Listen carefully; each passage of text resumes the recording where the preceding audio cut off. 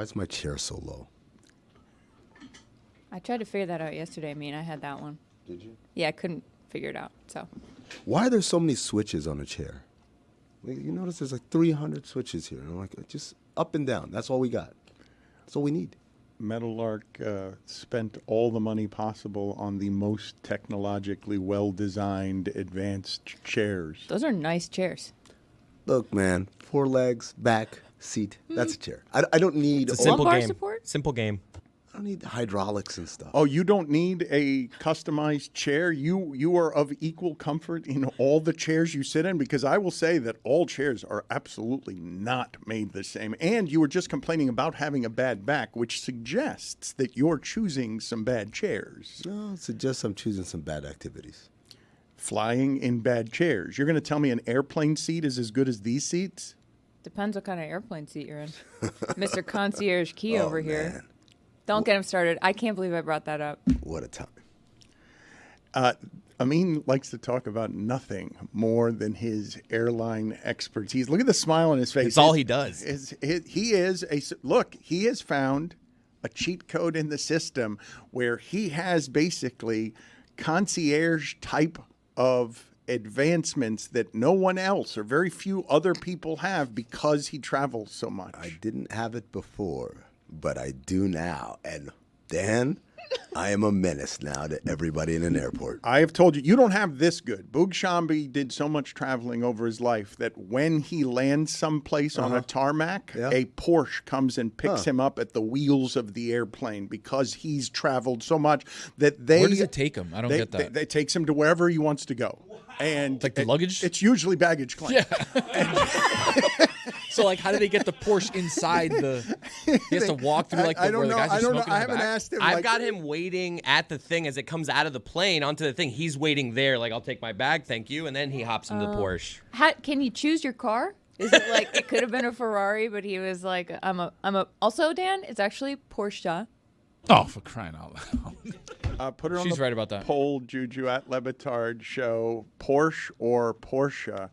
Lucy! Hey! Lucy, it's nice to see you. It's good to see you guys. A lot of people have been tweeting at me asking me if I still worked here, and I didn't know. I had no clue. So nice to see you. Jeremy, less so. Thank God someone likable is here. Aw.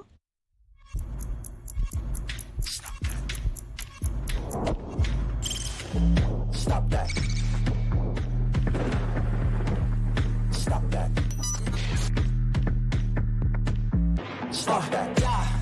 I hear him chat from the noise. Move too quick, can't stop for the talking. I hear him chat with the walking. Just too sharp with the prize. White girls let it tell me I'm awesome, yeah. Hot like fire on the pan. If you wanna touch my please use caution. Cold like 0 degrees. I'm out the cage, gotta let out the beast. Revolutionary, gotta let out the streets. Locked in a cage, I'ma let out the sheets. You can't go out, motherfucker, get by peace. You take the west side, take on the east. I'ma put him in the cage, never let out the. I hear him chat to the noise. Move too quick, can't stop for the talking. I hear him chat with the boys. Man so tough, but man's keep walking, yeah. Just too sharp with the prize. White girls, let it tell me I'm awesome, yeah. Hot like fire on the pan. If you wanna touch my please use caution. Stop that. Stop that. Stop that.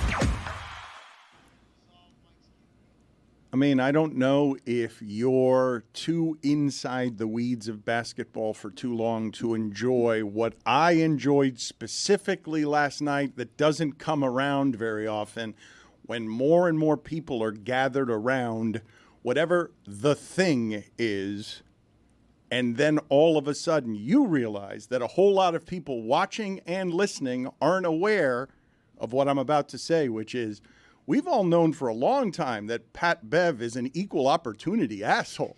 Like, you guys are just getting here. You just, he sprinkles, he has made his brand as an irritant on someone who gets people to his podcast as a average starting NBA player for 10 years, if indeed he's been a starter for however many of the years he's existed in the league. Him being mean to reporters is something that a lot of guys do, whether they're men or women. And more specifically, what I would say to you, him being at the forefront of, I don't want to give away my media for free, go to my podcast because that's where you will get my thoughts. Like, this is an interesting time for athletes to try and carve out their own space and be like, no, at this moment of great pain for me, I'm not just going to give away my pain for free. You got to subscribe to my YouTube channel in order to get it.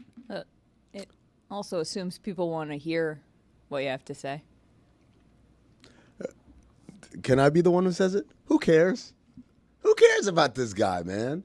This is the eighth man on a team that got mollywopped in the playoffs by a bunch of first-timers? Oh, wait a minute, though. This is the Beverley brand, though. What do you mean, who cares? Beverley's entire brand is built on, I will make you care even though I'm just a middling player that you shouldn't care about. He's more famous than he should be because he makes people care about dumb shit.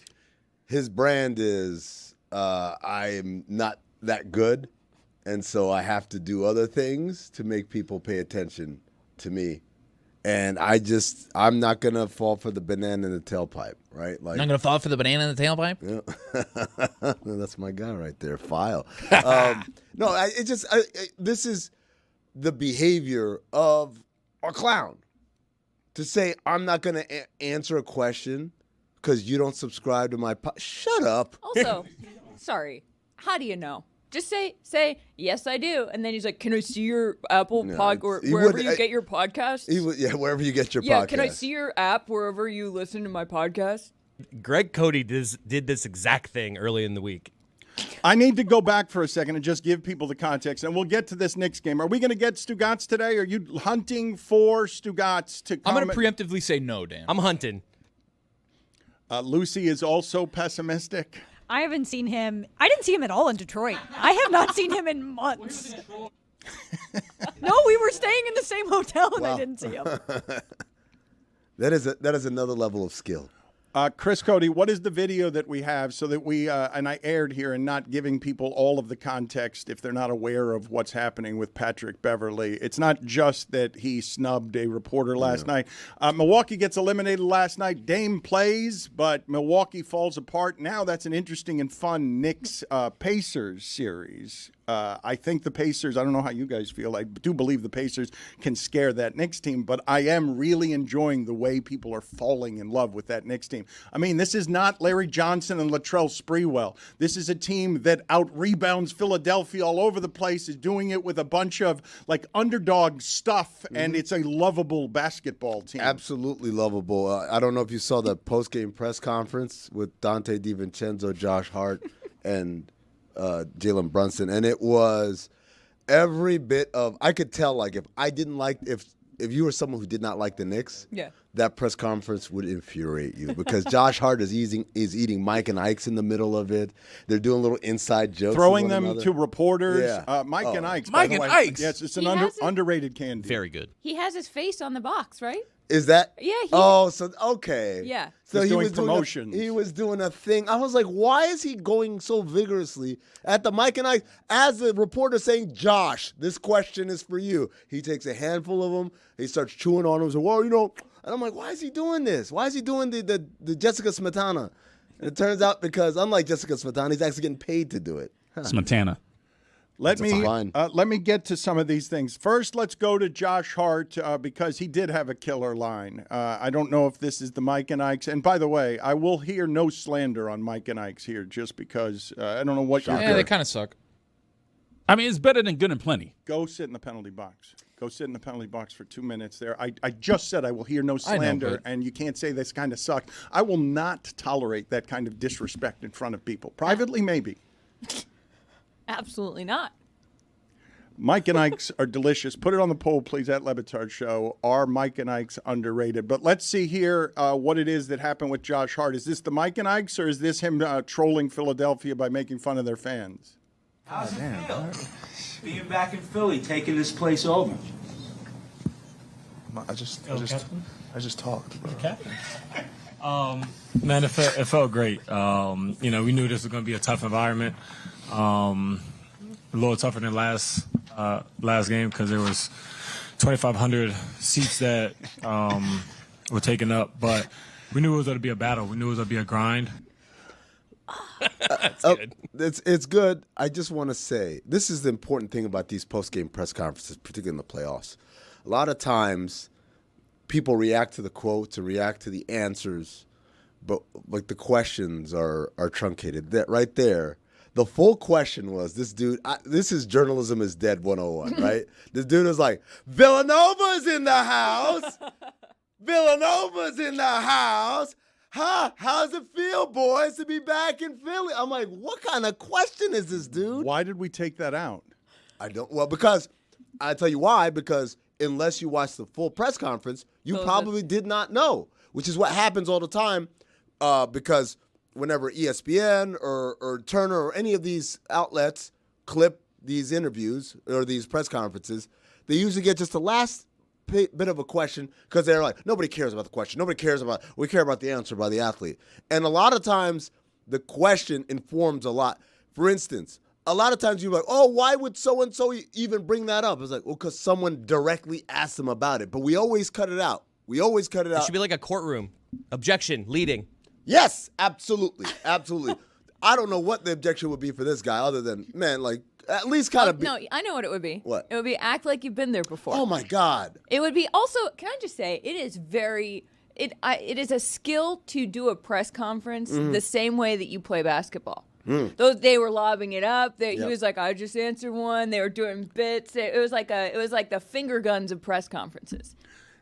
If we can just play that again, I want you guys just the entire time, okay, to watch just Brunson here, okay? Because Brunson and Josh Hart are really clearly and obviously very good friends. Such good friends. And Dante.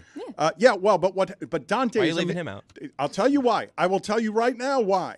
Because he's white. Because Dante. You beat me to it. Dante is sitting there next to Josh Hart, and he's amused by it. What Josh Hart is doing by saying they had to buy 2,000 tickets last time. It is just an exceptional troll deadpan. But Brunson's kind of tired of his friend's sense of humor, has no reaction whatsoever to it. How's it feel? Being back in Philly, taking this place over. I just talked. Man, it felt great. We knew this was going to be a tough environment. A little tougher than last game because there was 2,500 seats that were taken up, but we knew it was going to be a battle. We knew it was going to be a grind.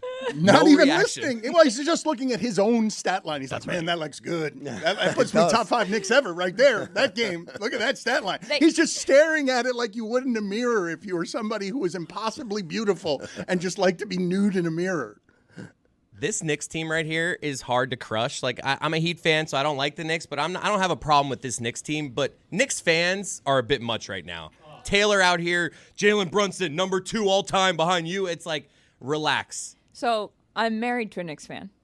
Where does he have Jalen all time? You guys think that now's too much? Wait. You guys think now's too much? This is still trodden ground. Like if they get past the Pacers, then I'm in Miami watching the game. I talked to my husband on the phone after the game. He was like pacing around the apartment by himself. Also, that game was really fun, and for now, while I can enjoy both the Knicks and the Celtics, I was like clapping in my hotel room. I was like, let's go for like by myself like a psychopath. Wait a minute, who's that accent? Let me hear this. This is Charlotte as New Yorker? No. This is Charlotte as New Yorker cheering on a children's Little League game as she's watching an NBA game. That's right. Here we go, boys. Not yours, kid. But that sounds a little Boston. So this is. I know. I'm confused. Okay, so so you don't summon the New York accent very well, but you're just look. When Philadelphia was up 10 in the third quarter, they have to finish that game. You cannot allow the New York Knicks. You've got so much momentum. It was such a great game, but once you get up 10 in the third quarter, and I understand lead changes all the time in that sport, but I mean you have to bury that team in that situation. It's one of the reasons this Knicks fan base loves that team so much is because in the face of that, they go and they end Embiid. But I want to circle back around to the Patrick Beverley stuff because I'm not okay with Amin just saying, who cares, shut up. Plenty of people obviously care. Patrick Beverley is getting dragged today. And it's not just a basketball moment, and it's not just an asshole to reporters moment. It's because he did it to a woman. Like, it's getting more and more inflamed because he did it to a woman. And it's not who cares, shut up. People do care. He hit somebody in the face with a basketball. Twice. I thought we were going to get to that at some He point. did it again. We're going to do this, too. So let's just play the sound from Patrick Beverley first so that you can get uncomfortable, where he's just saying, if you want any of this sound of my pain, if you're going to profit off of my pain here, I want to profit in some way, too. Go download my podcast. Here. Oh, excuse me, I'm sorry. Before I finish. Yeah. You subscribe to my pod? Do I subscribe to you? I do not subscribe. So you can't interview me then. No disrespect. Well, Jamal is here. You subscribe? Okay, cool. Yeah. That's cool. Again, there were a couple times within a bucket or two. In previous games, y'all have been able to kind of get over that hump, or maybe. Got my face, please. Yeah, thank you. Was it anything they did in particular, or was it just one of those where the bucket didn't go down? There wasn't the stop, they made one. What kind of prevented that you all from being able to get over, kind of like you have in the past? You'll move that mic, please, or just get out the circle, please, for me, please, ma'am. If you're not subscribed to my pod, I appreciate it. Thank you. He does not have the power to eject someone from media availability. PR does. If PR wants to say, ma'am, you need to leave, then that's one thing. He does not have the power. I wish he had just stood there. I wish someone would have said, hey, man, just shut up and answer the question. Like, one would hope that somebody in that room says, hey, man, just answer the question. Stop messing around. That's the part that's really disappointing, is that no one stood up and said anything. That's a tough spot for someone not involved there. Now you're going to insert yourself in this. This is someone who you've worked with, or even if you haven't worked with her, this is your job as well. And he's out here literally pushing her microphone away from the scrum. It's one thing to say, I won't answer your question disrespectfully off the bat. It's another thing to then say, you can't even keep your microphone here to do your job. And the fact that none of the other journalists in the room said anything is frustrating. But the bigger issue is that Pat Beverley is doing that himself. Like, the fact that he's out here pushing a microphone away is just wholly disrespectful to the people doing their job. My thing is this. It's like, he can do that. Somebody needs to say, nah. Yeah. Like, somebody needs to stand up and say, nah, man, just go ahead and do your thing. This is wild that we're putting this on the journalists. No, this is just all Pat Bev. Of course. I'm not in locker rooms a lot, but skipping past that. No, but wait. allyship requires leadership, and this locker room is still not a place for women. Just so that you understand. I'm not talking, just the locker room in general can make it very uncomfortable and not equal for women. But just put up still real quick there. Patrick Beverley, both his stat line and his behavior, it's right on his Scully. It's right there. He's telling you.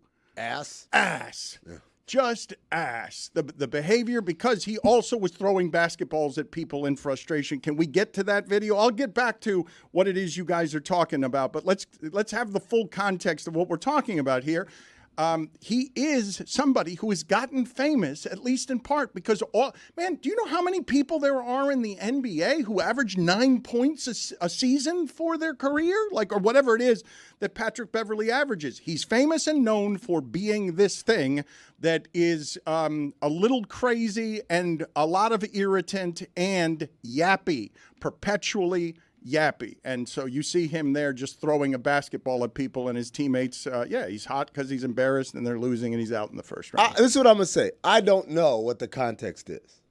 I don't know. When we talk about what's happening, interacting with fans is always weird because, how dare you? And it turns out he says he was trying to get rid of those people all game with security and that they wouldn't take them out. I don't know what they said or did, so I am not going to overreact, although I would say yes. Throwing the ball, even whatever they said, throwing the ball, bad idea. What I am going to say is I know what the context is in the post-game scrum. That journalist did nothing wrong. I believe she's a producer for ESPN. She did nothing wrong. His whole thing was just, this is his own stupid-ass way to promote his stupid-ass podcast, right?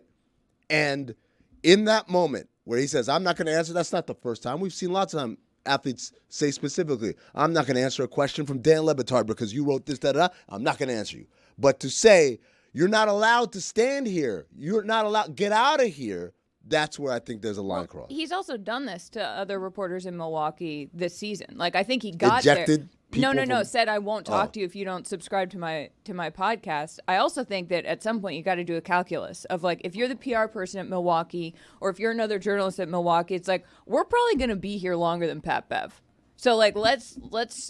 But to me, that's more of a reason. That's well, like, what I mean. When you guys are that's like, what I'm saying. yeah. I'm saying, like, because he's probably going to be gone, it's like, let's stand up for the people that we're going to, like, from a very cynical point of view. And if he had a 10-year deal, who the fuck cares? I didn't get the Patrick Beverley quote. Who the fuck cares? To that point, though, too, like the matrix of headache versus value as a player, like Pat Bev is like kind of already on the headache side of the spectrum, right? Like there's nobody who's going to be like, oh, you know what? We need Patrick Beverley's services next year. Well, Milwaukee said it this year, so. In these locker rooms, though, like, it has become a much more equitable place. Like, it's not just about. Well, let me go back for a second here. Roy's been trying to get in here. Let me go back here for a second. What I would say, because I may have been misunderstood here on what it is that I was saying earlier before. I don't believe that the locker room is still as safe for women as it is for men. Everyone's trying, but you're occasionally going to have the man in a locker room who's not okay with women in the locker room. So that's what I meant. I said it differently than that. I'm not saying it's not an equitable place. It's not the place it was when I was growing up in locker rooms, but there are plenty of men athletes still in locker rooms who are not welcoming women there. It is not as friendly to women as it is to men by consensus. Some people are just sort of tolerating it or pretending. So he tells her to go away. What if she says no, and then he ends the post-game scrum? He just gets up and goes away. What happens then? He gets fined? Does he get fined? He doesn't get fined because he was available. He answered questions, and then at some point he says, question's over. That counts for he was available. I would also argue you could say that a lot of places are still better for men than women, right. like a Subway. Yeah. You know, like I don't know that that's a locker room thing. No, It feels sort of like a I would assume life thing. I'm gonna say I may have this wrong. This part I may have wrong. I would say that generally, in my experience, it doesn't mean that I have accurate information at this minute, but the people in locker rooms who are dedicated to the obsessive-compulsive craft of getting better at what it is that they do to the detriment of other things can be less evolved than the average workplace. I'm not arguing with you about the locker room thing. I'm just saying she I'm doesn't- yes-anding. Yes. Yeah, and they don't want any of us there, by the way. Like they don't want me there. They don't want you there. They don't want any of us in that locker room. True. And that's kind of why I'm more inclined to criticize the behavior than to read into, like, it's because she's a woman. Maybe it is because she's a woman. Maybe it's not. I don't know. But what I do know is he does not have the power to eject a journalist who's not doing anything out of the ordinary But he does have the power, though, in front of his locker room to control what he is saying and to whom. And so if he doesn't do it that way, a way he can do it without creating the stir that would then bring publicity to his podcast is by simply saying, by punishing her, by telling everyone, interview's over, I am no longer available. I've answered a couple of questions, I've fulfilled my contractual partnership agreement, and now I'm getting out of this. And everyone's like, oh, man, we really wanted to hear what Patrick Beverley had to say. Hey, what happened? Hey, what? What happened? You threw that ball at You a know fan what? twice. I'm going to go subscribe to Patrick Beverley's podcast. Maybe now. he'll explain it there. That's so, sorry, telling people to subscribe to your podcast is lame. But please subscribe to Oddball. It is on, it's also a show. You can watch it on YouTube every day but Monday. It's funny. But it is lame to tell people to subscribe to your podcast. I don't do that other than the contractually obligated spaces where I do this here, right? Or at the end of our show or whatever. But like when I'm out and about in public, and Lord knows I have no shortage of podcasts, right?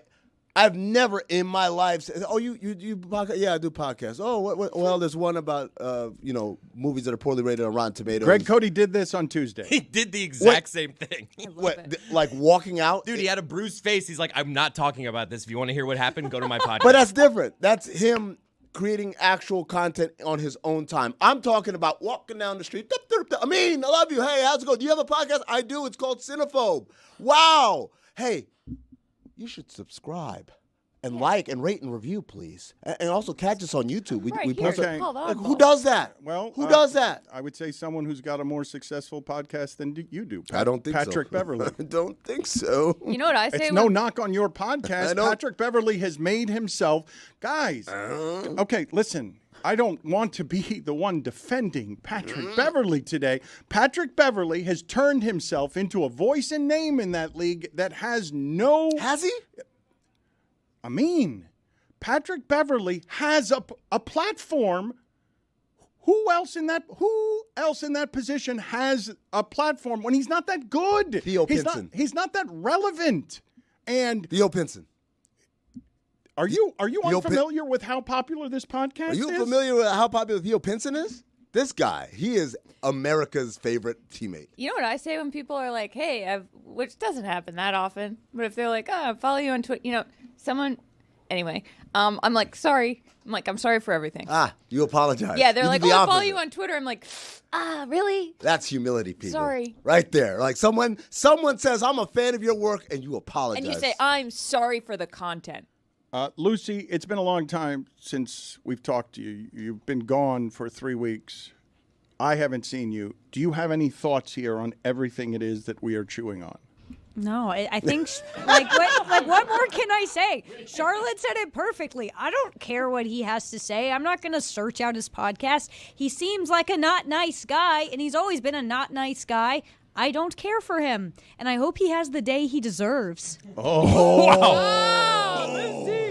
know what I do hope? I hope he sees this and tweets it for engagement. That'd be cool.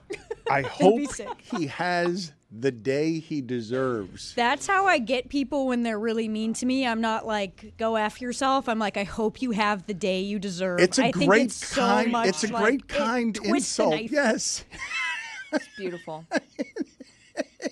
It's leaving it to the cosmos to sort it out. That's a less southern bless your heart. Oh, I can't say bless your heart. That's too hurtful. It gives me PTSD. It's a great insult that feels like it could be a compliment. Feels biblical. I hope you have the day you deserve. You have to sit and think about it. And what do you imagine he deserves? What would that day look like? Like food poisoning? A bad one.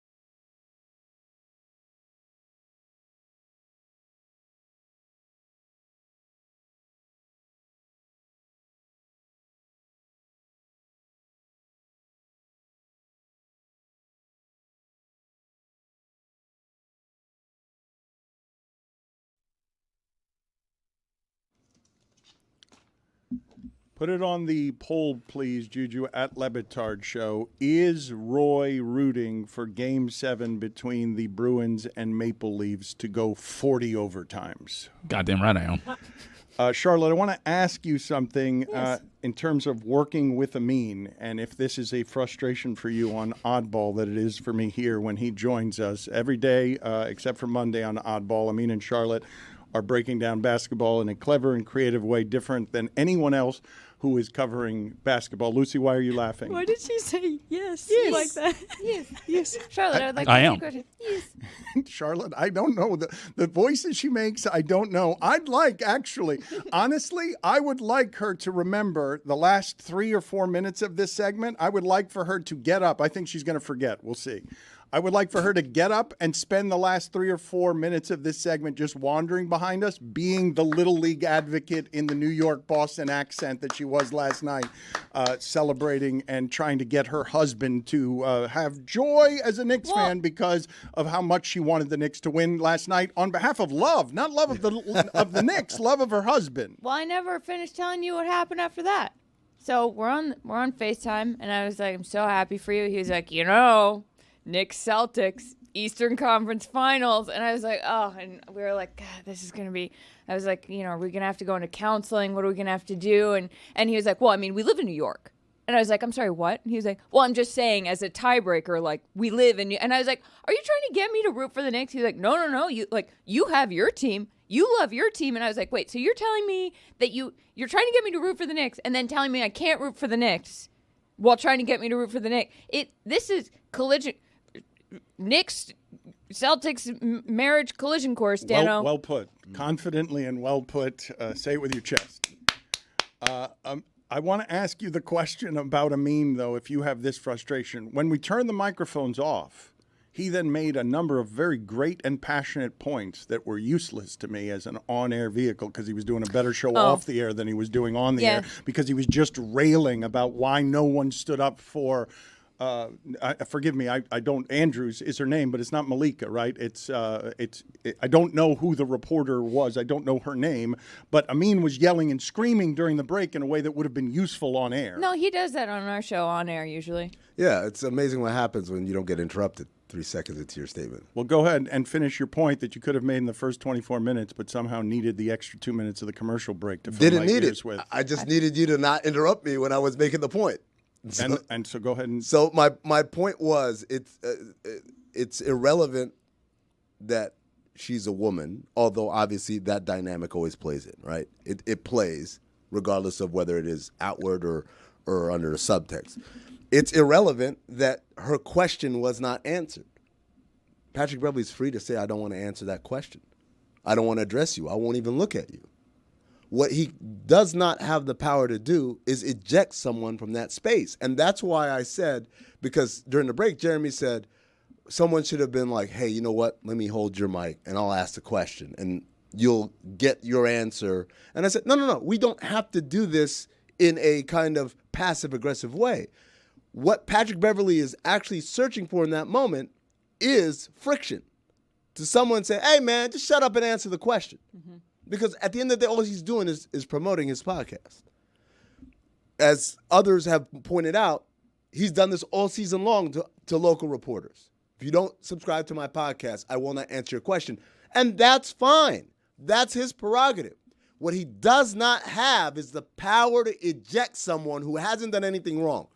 And if I'm ESPN, I'm having a very strong conversation with not only Director of Communications for the Milwaukee Bucks, but also at the league office, that we are a rights holder, our reporter did nothing wrong, and this guy ejected her from the scrum? Who is he? Why does he have... LeBron doesn't have that power. Patrick Beverley has that power? Come on, man. What are we doing? The idea that everyone stood there, whether you're a PR person working, whether you're another reporter, whether you're a camera, nobody said, don't be a jackass, just answer the question. So what is the league going to do in that situation if ESPN complains to the league office? No, they fine him. Isn't Barkley calling for a fine and a suspension? Didn't Barkley do that last night? He's not going to get suspended because the Players Association is going to point to precedent and say, like, there's no precedent for that, like that you get suspended for being rude, without being vulgar or anything like that. Also, they're eliminated. Well, and the throwing of the ball. It'll go into well, next season. that part is different. I was just gonna say, you know what else LeBron has? A podcast. Oh yeah, that's right. And it's good. Forgive me, it is very good. And you know what he doesn't do?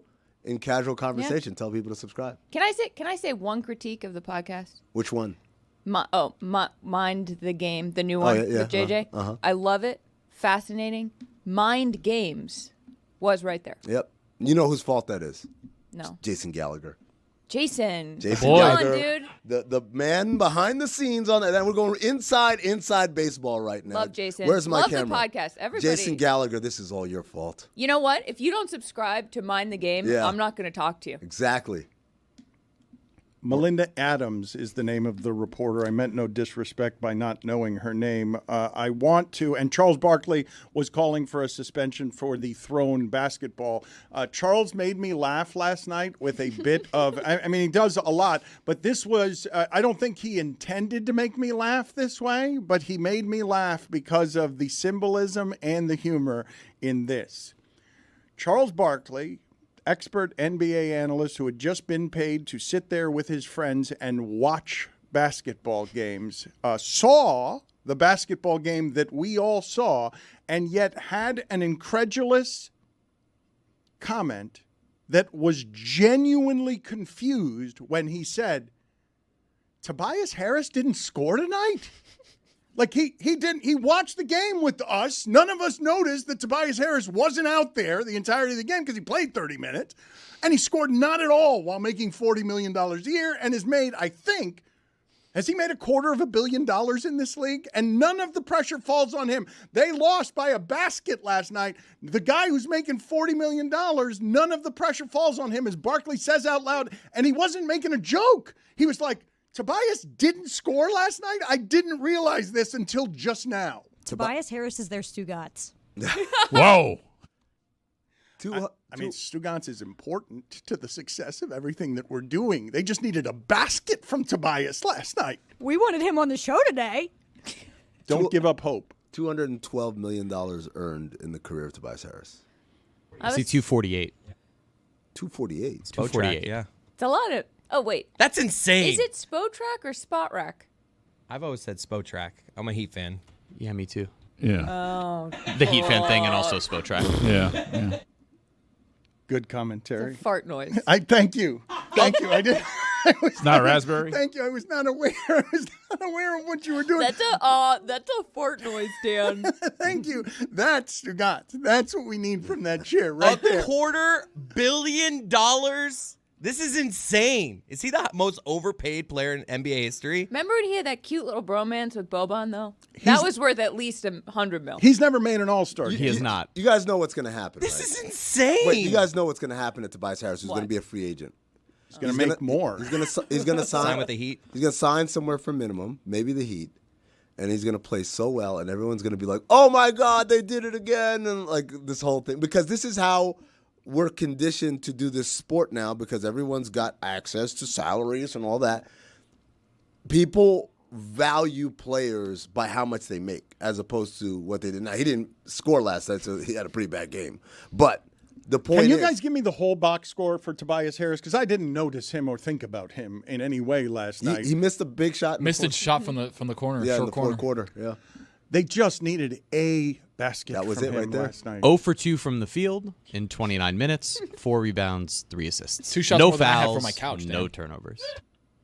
He didn't. Well, at least he didn't foul or turn her over, so that's a positive, right? Yeah, there you go. Just 0 impact. I'm telling you, he's going to be somewhere next year, and he's going to be cheap, and he's going to get buckets, and everyone's going to be like, "Wow, what a great signing!" You know what I just thought of? Otto Porter. No. Okay. Now I can't remember what I thought. Oh, you know who I hope.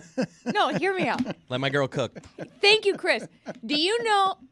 I wonder how Ryan Arcidiacono feels today. Dude, I thought the same thing watching that press conference. So here's the thing. They've So for got those their who own. don't They've know, got their own love language. Oddball, Otto Porter, and this is where you can get your exclusive Oddball information Tuesday through Friday on Oddball, wherever you get your podcast. Yeah. Oddball rocks. Listen to it, watch it. Here's the thing. Ryan Arcidiacono was one of my favorite players before the Knicks traded him because he went to college also with Jalen Brunson, Dante DiVincenzo, Josh Hart. He was about to set a record, if he didn't set a record, for minutes played without points scored. He was that first guy off the bench, every timeout, everything. He was up there. He was doing the little league clapping. That's probably why I like him so much. And then they traded him. They got rid of him. They shipped him off to Detroit. Of all places. Of all places. And, the Nets, they could have signed him back so that he could at least be with Mikal Bridges, another Villanova teammate, but they didn't. Everybody hung him out to dry. He had the best life. He got to sit on the bench at Madison Square Garden with those guys. And now... With his best friends. And they make it to the second round. I just hope Ryan's okay. Shout out Ryan Arcidiacono. We're thinking of you. We love you, buddy. I watched that press conference, and I thought to myself, Ryan Arcidiacono's at home right now. I would have cried. With this. Yes. Guys, I miss you. the Mike and Ikes. Remember when Oh, my God. Still sucks. I'm the one that introduced him to Mike and Ikes. Go sit again in the penalty box. Oh, my God. This anti-Knicks agenda has been insane. Dan, Jalen Brunson had 40 points last night. They overcame a double-digit deficit. Out. We You don't. We're going to talk about the Knicks right now. You're going to leave, though, because I've told you to stop slandering Mike and Ikes. Chris Cody, Taylor's in the other room. Taylor's here. like, I want to shake your hand. Okay. Here's what's happening. Taylor wants us to talk about the Knicks. I'm slightly reluctant because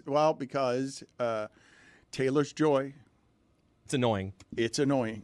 And Taylor did exactly what I needed from him in the first round, which is take money that the company has and go to New York and suffer being a Knicks fan while getting those 25 seconds that destroy your heart.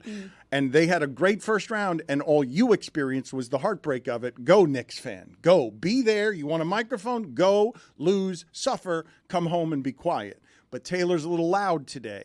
And Chris Cody is arguing with him during the breaks in a way that's annoying to me because Taylor has now made Brunson a top 2 Knick of all time. A top 2 New York Knick of all time. There's Walt Frazier, Patrick Ewing. Like, what is he doing? No, he's not top 2. He's not top 2. This is the problem. He's not even Allen Houston yet. Yeah, like I, as I said yesterday, these are people who are prisoners at Pelican Bay Moment Correctional Facility, right? The idea that this thing is happening now, so clearly this is the greatest and the most amazing thing. And the reality is Jalen Brunson has won 2 playoff series in his Knicks career. Yes. At this point. You cannot compare it to Allen Houston, to Patrick Ewing. What does distort it is 40-point games in the offensive age. All he's saying is All-NBA because Allen Houston never was All-NBA, so that's what he's holding on to. That Jalen Brunson this year is All-NBA. Allen Houston has been more successful in his NBA career. I've never argued for Allen Houston before. This is weird. Carmelo is the place that you would want to go there before Allen Houston. I think, though, that what this moment is for Knicks fans is here's a guy who is putting up Chris Collinsworth. Now, here's a guy who he's put up numbers that, like, no one's done since Oscar Robertson. Yeah, look. And so, and it's different for Knicks fans to have hope and expectations and have someone rise to meet that occasion. And I think that is why this is such a prisoner of the moment, because it's like, here's this guy who people discounted all year, who's smaller, who doesn't look like he should be great, who is great, and who has statistically played great, and who is bringing a lot of joy, and then won a series when it seemed like it might be a hard series to win. And the other part of this also is the Victor Wembanyama effect, which is, look, this dude is going to be the best defensive player in the league, perennially. This guy's going to be perhaps the best player in the league. It's not there yet. We don't have to put the cart before the horse to show everybody how smart we were. Oh, yeah, I was the first one to say Jalen Brunson's the best Knick ever. Like, no, let him actually accomplish the things that you need to accomplish in order to make that claim, not just go off the feel goods of the moment. Guys, he might be the best player in the Eastern Conference right now. Like, think about that. Yeah. I know. He's the best player in the Eastern Conference right now. There is a way, though, to give Jalen Brunson his flowers without being like, okay, he is already at the peak of the outside mountain. of the historical thing.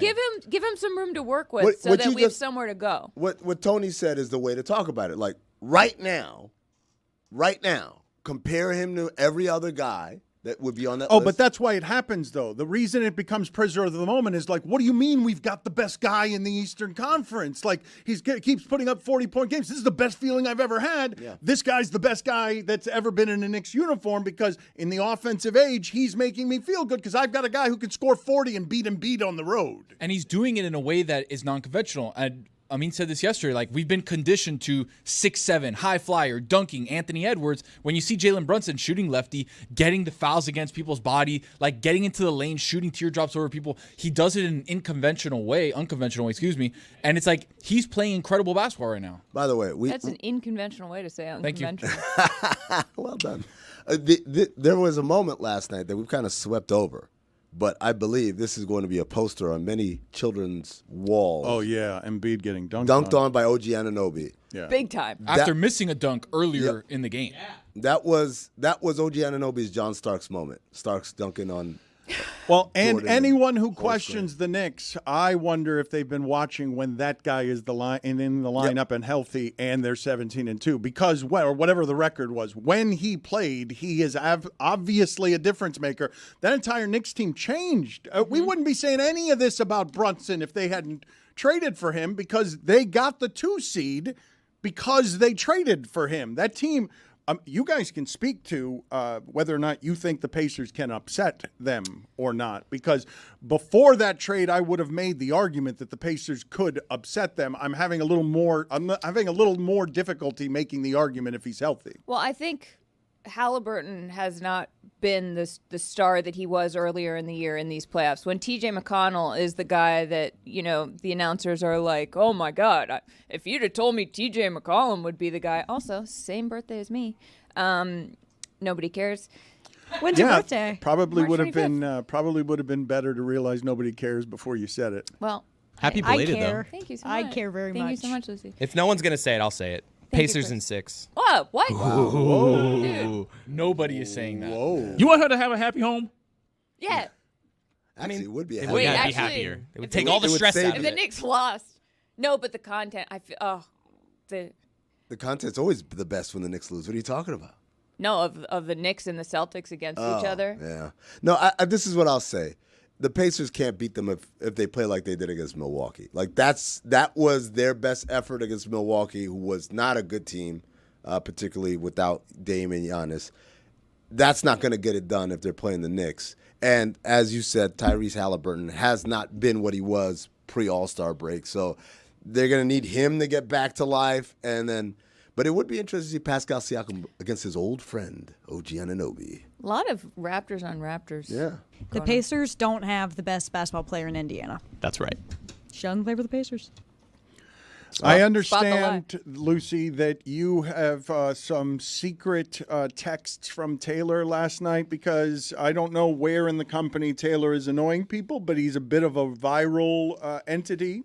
He's been texting me during the show, by the way. Yeah, he's a virus, and he smells like 28 hours on a train. Well, he's and probably showering. But he still smells like that. He can't get it off of him for some reason, whether he showered or not. Lucy, what were the exchanges you were having with Taylor, who, again, all I wanted from Taylor is what I got from Taylor, which is we will pay you to go to New York and suffer and then come back and tell us about how much it hurt. This is not what I need from Taylor. One, I don't know if he smells. I haven't been around him today, but I want to say, Taylor, I don't think you smell. Taylor, come here. All right, yeah. Taylor, come in. do I don't we want to need smell to you, call him Chris. in? I want to smell him. Really? We got to do that? You want to just smell him? I'm telling you that I walked past him and I smelled some train. Normal smell, Dan. I smelled that some doesn't tell us normal anything. train Wasn't it like I smell. smell several days fear. ago? Fear? You smelled fear? He's afraid of the Pacers. He's not saying it, but he's You smelled the fear? giving it off. Lucy, what was the text exchange with him? Every day I thank God for Jalen Brunson. I got that same text this morning. He's legit changed my life. I love this team more than anything in my life. I am dying, and then a bunch of exclamation points, and then I stopped Is that responding. Ryan Arcidiacono texting you? Again, they have their own love language. It's not funny to anybody else, but it's theirs, and it's it's funny. on oddball. No, it's funny. It's funny to the oddball crowd, but you two are making a joke here that is landing. I've heard you make it a couple of times No, now. but it's funny, Dan. Like they played together at the same school. Yeah, you get it? Tony's and in the now oddball they're crew. not together. But then the But guys, 3 of them are? Yeah, but like he's not. That's the funny part. Yeah. Yeah, we get it. Oddball, every day except Monday, wherever it is that you get your podcasts. I still don't understand what Charlotte is rooting for exactly, because it sounds like marital strife is headed her way. If she's not aware of what Knicks fans become when they become unreasonable, because they've had no reason to do it and have done it anyway for 20 years, now they have a reason to do it. They're going to be one of the top 4 teams remaining, given that the West is going to, eat itself up. This is true, Charlotte. It's almost like you're married to a werewolf, but it's never been a full moon. And you're like, he's fine. He barks sometimes. That's exactly a little hairy, but whatever. It's like a full moon is going to come out. If they make it to the conference finals, and your husband is going to turn into an animal. So I'm very confident in my marriage. I love my husband very much. And I feel like the entertainment value, I'm so confident that I think the entertainment value of the Knicks and the Celtics going up against each other would be exciting enough, because I'm not that worried about it. Is this Miami's worst nightmare? Knicks, I Celtics am in the so conference finals? miserable. I've just been sitting here all day thinking about how much I hate this. And I hated it last night because I was sitting there just watching the entire time through the prism of, man, if the Heat had just been healthy, I kind of think they could have beat either of these teams. And that sucks. No. The Knicks have no chance against the Celtics. Oh, they're going to lose in 5 to the Celtics. So that's going to be fun for us. We're going to get to say the team that beat us went all the way to the finals. And the We're Knicks gonna did the same. Oh, just put yourself a couple weeks from now. Taylor's pain. Yeah, that'll when be the fun. Knicks are down 2-0 to the Celtics. Like, this is going to be good, guys. This feels jinxy to me. It hurts right now, but it's I feel going like to be you good. just jinxed the Celtics. Jason Tatum is going to have an amazing game. Remember when Tony said that Jalen Brunson was the best player in the Eastern Conference? I was just sitting here. I literally marked it on our audio so that we could go back to it later for Parade of Gas Bags. The Derek White, Jalen Derek Brunson White's better. face-off. I mean, What? I'm just kidding. But he has more points We mentioned than anybody. that Derek White has a lot more points than some of the stars in the league, but Brunson has more points and assists than Doncic has so far in the playoffs. Small sample size. But what Tony is saying is not wrong. Through the first round of the playoffs, because of all of the injuries, the best player in the Eastern Conference has been Jalen Brunson. Jason Tatum has been a passenger. They didn't need him against. And in fact, I would say that one of the things that has changed so much about the Celtics is that they now have 5 starters better than anyone else's 5 starters. And as Amin said yesterday, people have been talking about Porzingis and Holiday, and you're just not noticing the evolution of Derek White into a player that makes the Celtics far and away more formidable than all of the other 5 starting lineups that you have in the league, or all the other starting 5s. The biggest criticism of the Celtics is that they can't play all that well in close games down the stretch. I just think they're so talented that they're barely going to have to do that. It's the one thing that they didn't do against the Heat in one game, and I think that they're just going to blow the brakes off of everybody. I thought you were going to say wait, what did you say? The most. All right, you're really having a struggle, and not surprising, she forgot to do what I asked her the last 3 minutes. I knew that was going to happen. Like I was certain. I thought you were going to say their problem is that they're from Boston. There it is. Go sit in the penalty box. She's not even going to do the thing.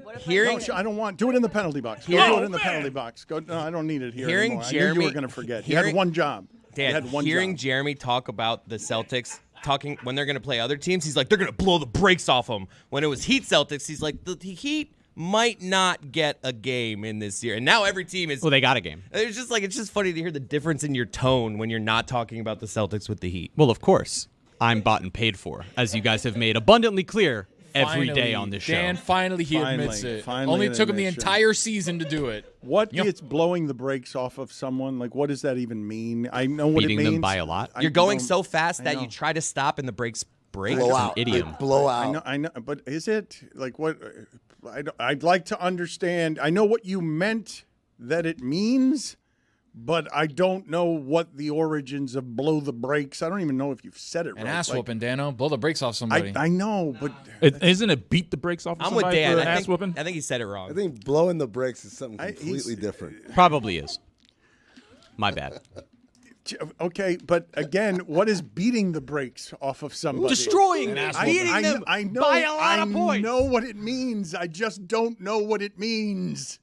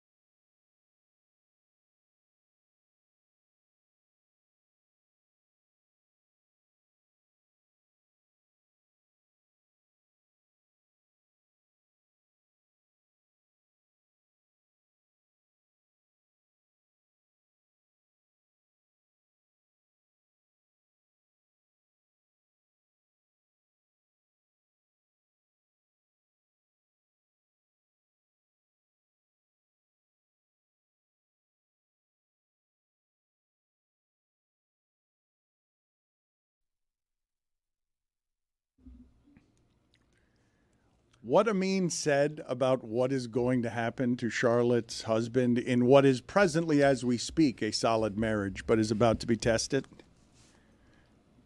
A werewolf barking before it becomes a werewolf. He said barking before it becomes a werewolf. So you're standing there and you're like, I know I've married a Knicks fan, but I don't know what a Knicks fan looks like with genuine hope and confidence. Like, I haven't seen that in my lifetime.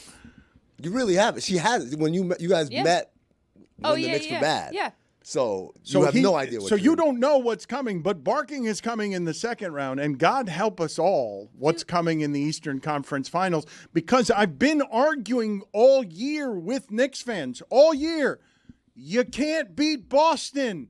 Turn it down a little. You can hope and enjoy it, and they've convinced themselves, because they had Porzingis, they've convinced themselves, nah, I don't trust that. That's not going to beat me, and a Knicks fan with volume and hope is somebody who is very annoying. You know why I want an Eastern Conference Finals Knicks Celtics? Because I want to see how New York and I kind of want to see New York and Boston fans, like, once and for all be like, who's the worst? Also, I want to know, there's F. Trae Young, then there's F. Embiid. I want to know who they seize on the Celtics to also everyone in Indiana and they're like, oh my God, you guys are the absolute worst. Like, you skipped over the second round to go to the Eastern. Like, yeah, well, I mean, let's be honest. Indiana's having the best moment of its life. Yeah, they're having a good time. But Rick Carlisle just won his first playoff series since the 2011 NBA Finals.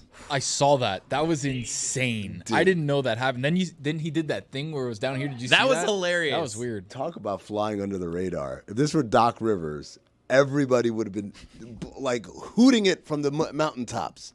But Rick Carlisle gets to fly right under the radar. Oh, good old Rick. Hasn't won a playoff series in a decade. When you mention barking werewolves, and we pair that with your general disdain for Jessica's dog and dogs in general, what happened, Tony? It's not again, I have to come to the to my client right here because I'm his attorney. It's not a disdain for dogs. It's a disdain for dogs in human places, the workplace, the airplane, the airport. Things that dogs shouldn't be allowed to be in. Well, thank you for bringing that up, because I was curious what Amin's thoughts on Bark Airways are. Love it. I love it. So if you don't know, there's a new airline called Bark Airways. And it's only dogs. Well, and their parents. The dogs have to check themselves They're the pilots. in. They're the pilots and everything. Well, yeah, it's tough, though, because dogs don't have opposable thumbs. So, like, planes. Their thumbs just seem to get along. Right, but they fly themselves at this point. Oh, that's true. It's a real airline. It's not flown by dogs. It's for dogs and their owners. And so with people, like the head cans on outside the plane, like directing the plane. Oof, oof, oof. What was that? A gorilla of some sort? Can I tell you a joke? What was that? That wasn't a dog. What's sound? Yes, you can tell me a joke, but what was that sound? Why did the plane crash? Oh boy, I don't know if I should answer this one. Because the pilot was a loaf of bread. Yeah, like it was a loaf of bread flying the plane, so of course it crashed. You want to still do the clapping thing behind you? Go sit in the penalty box. I love her so much. Yeah, please don't, please. I thought you were going to say... I'll just be quiet for a little bit. No, be quiet over there. In the co-host chair? I thought you were going to say because it was a rough flight. Oh. But there was no dog. Bark rough? Rough. Yeah, I know, but like in the joke that I told, there was no dog. It was just a total non sequitur. Yeah. She's telling a different joke, guys. Get out. Do werewolves bark? Go tell. No, they howl. No, they don't bark. That's why I thought it was funny. That's the reason. That was for my joke. Your husband first is going to start barking, and you're going to be like, well, maybe he'll turn into a dog, and then it's going to be a werewolf, and you're going to get divorced. No. Like, because you don't understand what's... No. Dan taking it to these Everyone places. is underestimating the Celtics fan in me. Oh, Just wow. Maybe you're the werewolf. No, here's how we know you're not a werewolf. Because I've seen the Celtics be good, and you've just gotten more neurotic as the time has gone by. I'm going to need you to leave. Story. Somebody Okay, get bye. her a loaf of bread so she can sit there in Thought it's because he was white or in something. the penalty box by herself and the loaf of bread. I did want to ask Amin something. I'm not done on Bark Airways. Please, go ahead. So we were talking about this earlier, and I think Lewis was saying, well, they should have a thing in regular planes where it's like an under compartment where I said, no, you want to fly with your dog? Bark Airways. Bark Airways, I will invest in Bark Airways. I'll put my money on it just to make sure I never have to sit next to a stinking mutt for the rest of my days as I fly concierge key, ladies and gentlemen. That's right. But they're going to be at the airport, though. If there's a whole airline, now I feel like we're going to have more dogs over there, in the though. airport. They're over there. Over there. They have their own security, their own gates, terminal. Their gates are all the way at the end because they need the walkies, right? Isn't that what they call it, walkies? Yeah, you get walkies going to your gate over there. Go for a walk? Don't they call it walkies? I never heard that. Maybe not. I don't know. What are you talking about? What do you think that phrase is? It means like when they're telling the dog, let's go for a walk. Like, walkies? Walkies? You want to go walkies? I think you just heard one friend of yours say that with their dog. And you're like, doesn't It's everyone do that? That's probably Not it, universal? Yeah. Not a universal language? No. Not a Wanna dog go for guy. a walk? No, let's go for a walk. Is Yeah. probably what they say. I mean, I don't know. But Walkies? Like baby talk for a dog? Want to go? Yes. For a walkie? That's how Let's they go, all boy. talk. Let's go. Yeah, Let's go for a little walkie. You ever go into someone's house with a dog and they're like, we don't say W-A-L-K because they get super excited, and then I'll just be like, what, walk? Yeah. And then the dog gets excited. We're not going for a walk. And then you leave. Treats is the one in Yep, my they house. go run into the kitchen. I've got to spell treats and park around the animals. What do you do when they learn how to spell? We spell lunch around Dan. You said it. You should have spelled it, dude. Like, should I? I mean, no. Wow. That joke coming from you. Like from anybody else, but when I also spell lunch around you, coming from anyone else around here, Lucy, I saw your eyes light up on walkies, barkies, and doggies. Did you have a thought, or are you a little slow because you haven't been around here for 3 weeks? I would say I'm a little. I stayed up for the game last night. Was shocked, so I'm a little bit tired. I got like 6 hours of sleep. Normally I need 10. Women need more sleep than men. I don't know if people know that.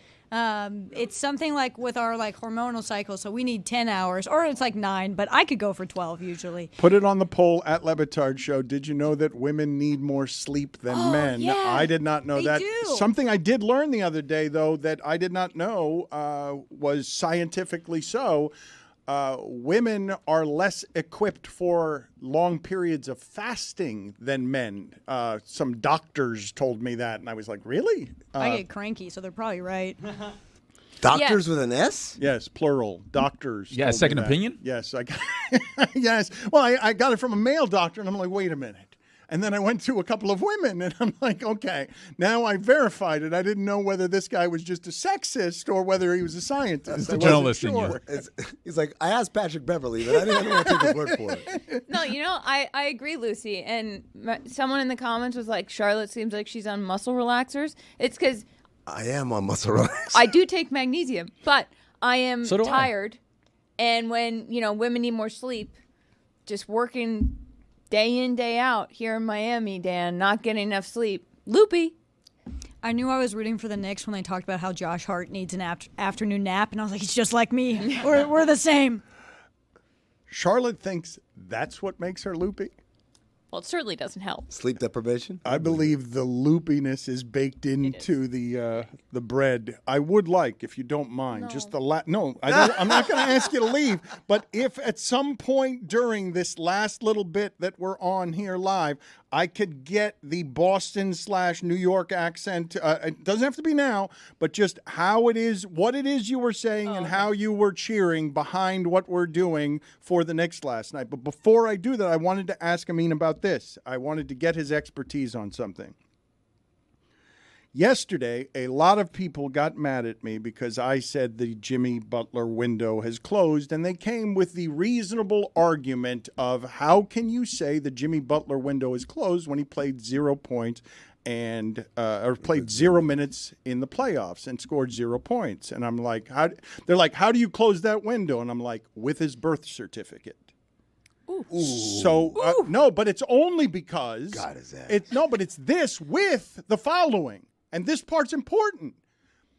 Over what I've seen in the last 5 years, the Celtics are not just merely younger. Where we started when these teams were so close that it could be a Bam Adebayo block at the rim and Eric Spoelstra's coaching could be winning in the margins, over the last 5 years, that gap has changed, and it changed this year as he's gotten older. And so I am closing the window on him through no fault of his own. It's his age combined with how much better Boston has gotten, because Jimmy Butler has never beaten in 5 years a Boston team this good. The one he was beating was not this one. And that's why I say it, because Boston, it's not just that I expect Lillard and Giannis to be better next year or the top of the conference, and now the Knicks are here. It's because of Boston getting that much better. And I was curious about your opinions of Jimmy Butler wanting reportedly an extension of 2 years, $120 million. Yes, so that's where this all leads to. Is the window closed? I would say not necessarily. I think it's true. I mean, he's 34 years old. The injury was a freak injury where he landed wrong because Kelly Oubre may or may not have done an unintentionally dirty play. But the reality is that's not the issue. The issue is he wants to get paid like this window's going on forever. 2 years, $120 million. Right now he's got next year on the books, the year after that as a player option. So they would tack on 2 more years on top of that, which would take him to about 38 years old. It would buy out the player option year for what it's worth. It would Yes. it would turn the player option year instead of $52 million into $58 million. So it's an increase in salary that year, 1 additional year to his contract. So 37. But to be paying, in the ideal, if things were perfect, you would pay NBA players a lot more than they get paid early on in their career, and then over time it would start decreasing. Instead, we get this position where because it gives credit to vets, you get more money as you go along, but the reality is the productivity does not keep up with the salary. We saw this with Kobe Bryant, particularly after he tore his Achilles. It's like, okay, he gets paid this much because he's the face of the team, and we've got a lot of stuff that is marketed around him. What do you do, though? I think you have to just give him the money, don't you? I don't know if you have to give him the money. I think you can get away with, can we play this next year out and see how it goes? Ooh. With Jimmy? With him? What's he going to do? Make a mess? What kind of mess? The same one he makes when he's unhappy and people are uncomfortable dealing with Jimmy the bleep hole? I think the difference was when he did that earlier, it was with an eye of going somewhere specifically where they were going to pay him what he felt he was worth. I'm not even saying he's not worth it. I'm just saying, can we play out this year and see what happens? Because what happens at the end of that is if he does make a mess, where does he go? Where's the place that's like $120 million? That's cool. Do you want me to do the Little League I mean, thing? we've got 20 seconds left, and I was hoping you forgot. No. You brought it back up. Okay, good eye. He's like a dog with a bone with it. Good eye. It's softball. It's Little League softball. But I wanted what she was yelling. It was a ball. She won't be coached. Her Josh Hart isn't in it. Yeah. My heart's not in it, Dan. You go sit in the penalty box. I'm going to suspend you. I know. It's going to be like a Beverley suspension. Get out of here.